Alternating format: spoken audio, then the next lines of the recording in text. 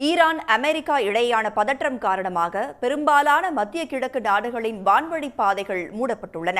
இதனால் மத்திய கிழக்கு நாடுகளுக்கான இந்திய விமான நிறுவனங்களின் சேவை தற்காலிகமாக நிறுத்தப்பட்டுள்ளது.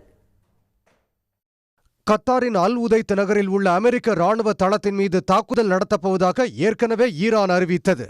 இதனால் முன்னெச்சரிக்கை நடவடிக்கையாக தனது வான்வழி பாதையை கத்தார் மூடியுள்ளது. குவைத்தில் இருந்து பிற வளைகுடா நாடுகளுக்கு செல்லும் அனைத்து விமானங்களும் ரத்து செய்யப்பட்டுள்ளன. பஹ்ரைன் தனது வான் பாதையை மூடியுள்ள சூழலில் ஐக்கிய அரபு அமீரகத்தின் வான் பாதைகள் தற்காலிகமாக அடைக்கப்பட்டுள்ளதாக லைவ் பிளைட் டிராக்கிங் இணையதளம் கூறுகிறது. வழக்கமாக கேரளாவில் இருந்து அதிக எண்ணிக்கையில் வளைகுடா நாடுகளுக்கு விமானங்கள் இயக்கப்படும் நிலையில் அவற்றை தற்காலிகமாக ரத்து செய்வதாக விமான நிறுவனங்கள் அறிவித்துள்ளன.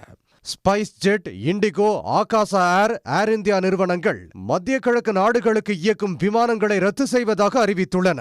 மத்திய கிழக்கு மட்டுமல்லாது வட அமெரிக்காவின் கிழக்கு கடற்கரை நகரங்கள், ஐரோப்பிய நாடுகளுக்கான விமான சேவை தற்காலிகமாக ரத்து செய்யப்படுவதாக ஏர் இந்தியா அறிவித்துள்ளது.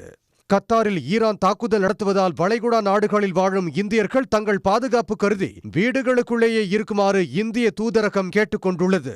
உடனுக்குடன் செய்திகளை தெரிந்து கொள்ள சன் நியூஸ் பெல் ஐகானை கிளிக் பண்ணுங்க.